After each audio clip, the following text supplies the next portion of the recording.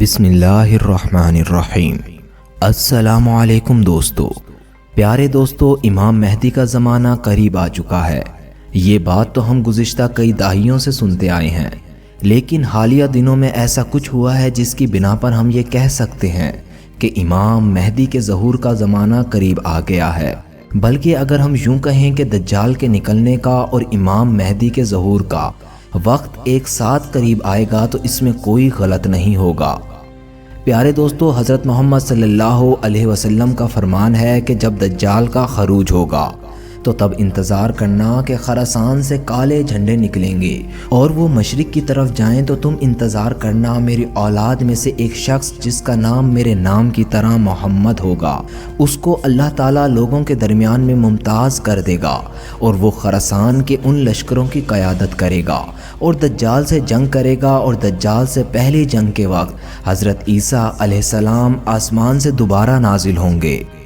ناظرین، اس حدیث کی تشریحات میں کہا جاتا ہے کہ یہ حدیث امام مہدی کے بارے میں ہے،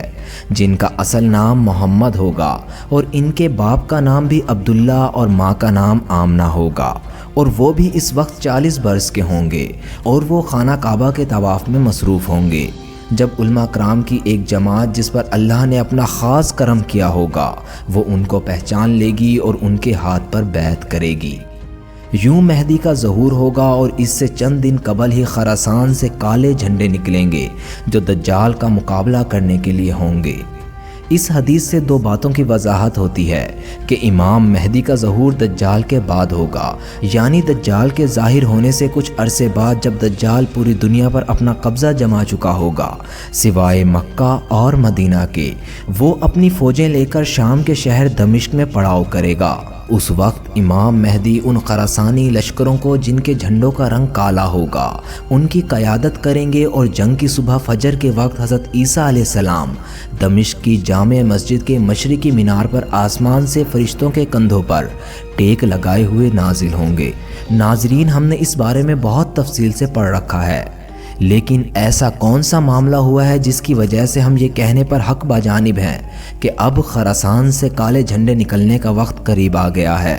سب سے پہلے ہم یہ جانتے ہیں کہ خراسان کس علاقے کا نام ہے۔ خراسان ملک ایران کا ایک صوبہ ہے، اور خراسان کا ایک علاقہ افغانستان میں بھی شامل ہے، یعنی پرانے زمانے کا وہ خراسان جس کے بارے میں نبی کریم صلی اللہ علیہ وسلم نے پیش گوئی فرمائی تھی، وہ دراصل ایک ہی علاقہ تھا، لیکن موجودہ جغرافیائی حد بندیوں کے بعد سے وہ علاقے دو حصوں میں تقسیم ہو کر دو ملکوں میں تقسیم ہو گئے ہیں، جس میں ایرانی خراسان اور افغانی خراسان شامل ہیں۔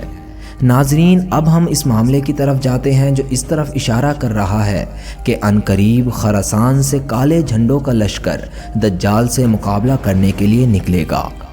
نبی کریم صلی اللہ علیہ وسلم کی حدیث مبارکہ کے مطابق، جن میں انہوں نے قیامت کی نشانیاں بیان فرمائی ہیں، ان میں کہا گیا ہے کہ دجال کے خروج سے پہلے مسلمانوں اور عیسائیوں نے مل کر یہودیوں سے جنگ کرنی ہے، اور اس کے بعد مسلمان اور عیسائی آپس میں جنگ کریں گے۔ اس دوران دجال کا خروج ہو جائے گا۔ تو ناظرین، وہ آخری جنگ کون سی ہے جو اس معاملے کو اس جنگ تک لے کر جائے گی جس میں یہودی ایک طرف اور مسلمان اور عیسائی ایک طرف ہوں گے؟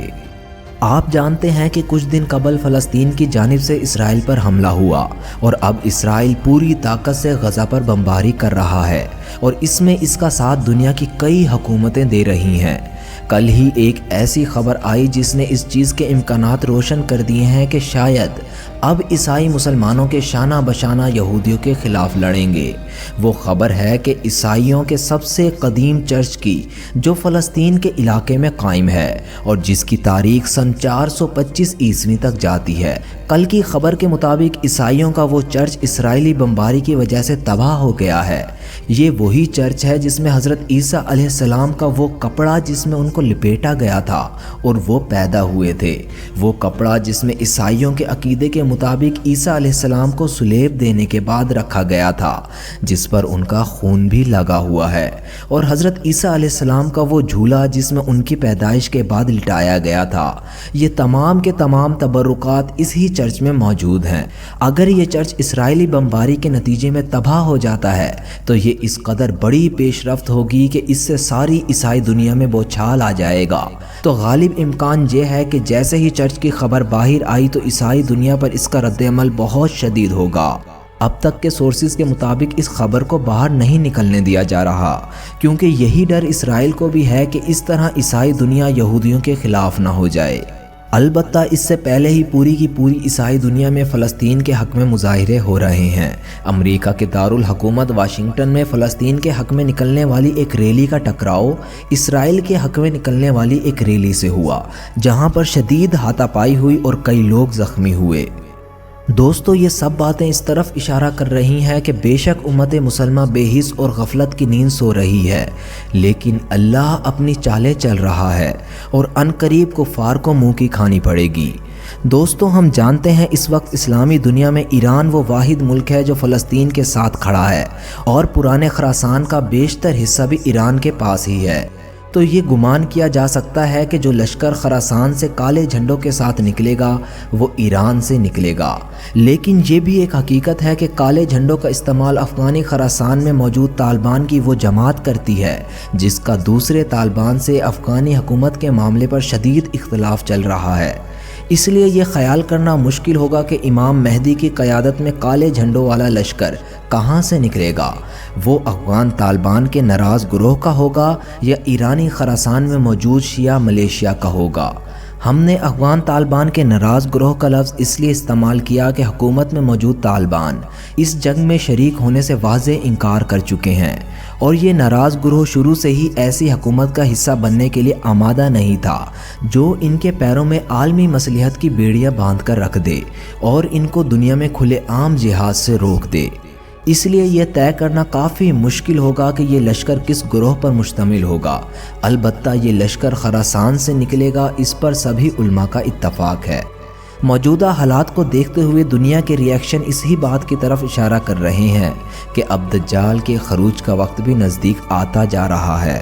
جیسے ہی اس چرچ کی تباہی کی خبر باہر آئے گی، ویسے ہی حالات مزید کشیدہ ہوتے جائیں گے، اور سب سے پہلے دجال کا فتنہ ہمیں اپنے گھیرے میں لے لے گا۔ اللہ تعالیٰ سے دعا ہے اللہ دجال کے اس فتنے سے جس میں مسلمانوں کی اکثریت گمراہ ہو جائے گی اس سے ہمیں محفوظ رکھے اور ہمارا ایمان سلامت رکھے، اور ہمیں دجال کو پہچاننے کی توفیق عطا کرے، کیونکہ دجال کو وہی پہچان سکے گا جن کے دلوں میں منافقت نہیں ہوگی اور جن کا ایمان پاک، صاف اور خالص ہوگا۔